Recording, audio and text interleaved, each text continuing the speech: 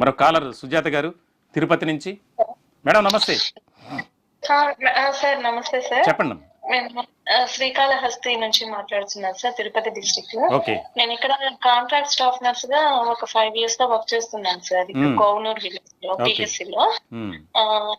ఇప్పుడు total service వచ్చి మేము ఒక 17 years వరకు ఉంది సార్. ముందు మేము అవుట్ సోర్సింగ్ కింద వర్క్ చేస్తాం, మళ్ళీ కాంట్రాక్ట్ లోకి రావడం జరిగింది. సార్ సుధాకర్ నాయుడు సార్ గారు మాకు దేవుడే మా కోసం పంపించారు అన్నట్టుగా ఉంది సార్. సార్ చూస్తుంటే చాలా కాంట్రాక్ట్ లోనే మా లైఫ్ అంతా సార్. నేను 2006 సార్ నర్సింగ్ కంప్లీట్. అంతే అప్పటి నుంచి ఇప్పటి వరకు కాంట్రాక్ట్ సర్వీస్ లోనే మా సర్వీసెస్ అంతా ఇస్తున్నాము.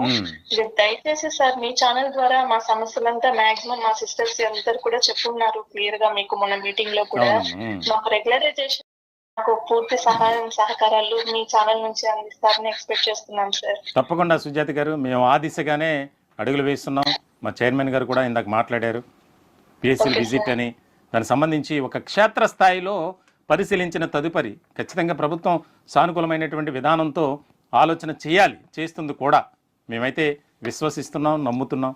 మీరు కూడా అదే రకమైనటువంటి ఒక హోప్తో ఉండండి. ఖచ్చితంగా మనకి మేలు జరుగుతుంది, న్యాయం జరుగుతుంది అనేది. మరొక కాల్ తీసుకుందాం. కోటి గారు వైజాగ్ నుంచి. సార్ నమస్తే. కోటి గారు. Sir good evening sir. Sir చెప్పండి. రాష్ట్ర వ్యాప్తంగా లైవ్ ప్రోగ్రామ్ వీక్షిస్తున్న వాళ్ళందరికీ కూడా మా కాంట్రాక్ట్ స్టాఫ్ నర్సులు అందరి తరఫు నుంచి ప్రత్యేకమైన అభినందనలు అండి మా సమస్యలు వింటున్నందుకు. తర్వాత మా కాంట్రాక్ట్ స్టాఫ్ నర్సులు అందరి తరఫు నుంచి కూడా నెంబర్ 1 ఓటీటీ ఛానల్ వారికి నిజంగా మేమందరూ కూడా శిరస్సు వంచి పాదాభివందనం చేస్తున్నామండి. ఎందుకంటే మేము ఆల్రెడీ గవర్నమెంట్ అధికారులకి అండ్ రాజకీయ నాయకులు కూడా మా యొక్క రిప్రజెంటేషన్ రూపంలో మేము ఆల్రెడీ మా బాధలు తెలియజేసామండి. అది మమ్మల్ని అందరినీ కూడా రెగ్యులర్ చేయవలసింది అనే అవసరం కావచ్చు, లేకపోతే రెగ్యులర్ చేసినంత వరకు 100% క్రాస్ శాలరీ ఇవ్వండి అని చెప్పడం కావచ్చు, లేకపోతే ట్రాన్స్ఫర్లు కావాలి, మ్యూచువల్ అండ్ రిక్వెస్ట్. తర్వాత పిహెచ్సి లో 4వ స్టాఫ్ నర్స్ కావాలి, నైట్ వాచ్మెన్ సెక్యూరిటీ ప్రొవైడ్ చేయండి, ఆడపిల్లలు నైట్ డ్యూటీలు చేస్తున్నారని చెప్పి ఈ సమస్యలన్నీ గవర్నమెంట్ కి ఆల్రెడీ మేము అటు అధికారుల వైపు నుంచి ఇటు ప్రజాప్రతినిధుల దగ్గర నుంచి కూడా అందరికి ఇచ్చుకొచ్చామండి. ఈ గవర్నమెంట్ లోను అదే సేమ్ ఇయర్స్ ప్రీవియస్ గవర్నమెంట్ లో కూడా ఇచ్చామండి.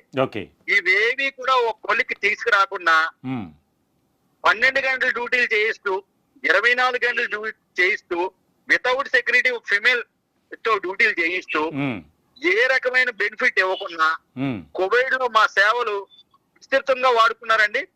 ఫ్రంట్ లైన్ వారియర్స్ అని చెప్పి మెల్లో ట్యాగ్ వేసి ఆ రోజున మమ్మల్ని దేవుళ్ళు అన్నారు, దేవతలు అన్నారు, పూలు చల్లారు, పూజలు చేశారు, చప్పట్లు కొట్టారు. కానీ తర్వాత సార్ మా పరిస్థితి ఇలా ఉంది, కోవిడ్ లో చాలా మంది చచ్చిపోయినారు, ఇప్పటికి కూడా మా ఫ్యామిలీలో ఎంతో కొంత ఈ పోస్ట్ కోవిడ్ కాంప్లికేషన్స్ తో బాధపడుతున్నారు, మా పరిస్థితి కొంచెం అర్థం చేసుకోండి అని చెప్తే చేస్తాం అంటున్నారు కానీ చేయట్లేదు.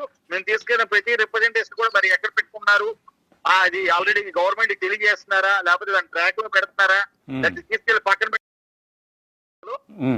ఈ రోజు మాకు నెంబర్ 1 ఛానల్ వారు ఇచ్చిన అవకాశం మేరకు ఆ సమస్యని గవర్నమెంట్ కి ప్రొజెక్ట్ చేద్దామనే ఉద్దేశంలో మేము ఆల్రెడీ మీ ముందుకు వచ్చి మా సమస్యను తెలియజేస్తున్నాం సార్. ఇకనైనా సరే మా సేవలు గుర్తించండి, మీ కోవిడ్ లో కష్టపడిన కష్టాన్ని ఒకసారి వినండి. మేము అడుగుతున్న న్యాయమైన డిమాండ్స్, మేము అన్యాయకరమైన డిమాండ్స్ కానీ గొంతమ్మ కోరికలు కానీ కోరట్లేదు. దయచేసి మా బాధను ఇప్పటికైనా సరే గవర్నమెంట్ అర్థం చేసుకొని గవర్నమెంట్ అధికారులు ఎవరైతే ఐఏఎస్ అధికారుల దగ్గర నుంచి కన్సర్న్ డిపార్ట్మెంట్ హెచ్ఓడీలు ఉన్నారో, తర్వాత రాజకీయ నాయకులు ఎమ్మెల్యేల దగ్గర నుంచి మినిస్టర్ల వరకు, సీఎం గారు, లోకేష్ గారు, పవన్ కళ్యాణ్ గారు, మీరందరూ కూడా ఒకసారి మా బాధ వినండి, మా కష్టాలను స్వయంగా మీరు చూడండి, వచ్చి మా సమస్యలన్నింటినీ కూడా ఇమీడియట్ గా మమ్మల్ని సమస్యలు క్లియర్ చేసి మా ఫ్యామిలీకి, మమ్మల్ని నమ్ముకున్న వాళ్ళకి, నర్సింగ్ వృత్తిలో ఉన్న వాళ్ళకి మీరు ఒక గౌరవమైన ప్రొఫెషన్ అని చెప్పి మమ్మల్ని గుర్తించి మా సమస్యలన్నీ క్లియర్ చేసి ఫ్యూచర్ లో ఎవరైతే నర్సింగ్ చదువుకుంటున్నారో వాళ్ళందరికీ కూడా ఒక భరోసా కల్పించండి. ఆల్రెడీ రాష్ట్రంలో ఏంటంటే 6,000 మంది స్టాఫ్ నర్సులు ఏపీ ఎన్ఎంసీ లెక్కల ప్రకారం 6,000 మంది స్టాఫ్ నర్సులు స్కిల్డ్ పర్సన్స్, క్వాలిఫైడ్ పీపుల్ మన రాష్ట్రంలో ఇక్కడ రెస్పెక్ట్ లేదని, ఇక్కడ మన రాష్ట్రంలో స్టాఫ్ నర్సులు లైఫ్ లేదని చెప్పేసి విదేశాలకు తప్ప వెళ్ళిపోతున్నారు సార్. మన ప్రజలకు సేవ చేసిన వారు, మన ప్రజలకు సేవ చేసి గవర్నమెంట్ కి మంచి పేరు వెతుకుంటున్నారు సార్. అవును. ఇవన్నీ ఒకసారి గవర్నమెంట్ చూడండి సార్. వీటిని కింద స్థాయి నుంచి తీసుకోండి సార్.